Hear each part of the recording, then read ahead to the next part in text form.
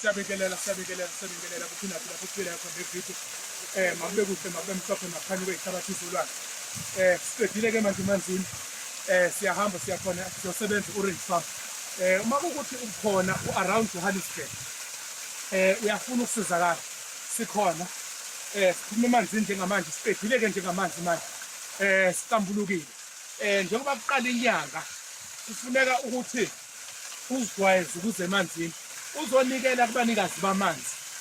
Ngoba ama-marine spirit, njengoba uwumuntu osebenza ngemithi, uyadinga ukuthi kube khona i-connection phakathi kwamanzi nemithi.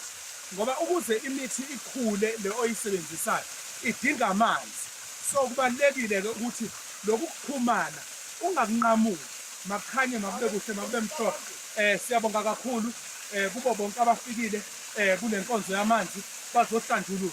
Izinto zabo zivuleke, izinto zabo yikhanye, impumelelo bayibone, amandla abuye ngohlobo oluyisimanga, idlozi libakhanyisele makube kuhle. Asihlangane khona e-Orange Farm la sizobe sisebenza khona namhlanje nakusasa.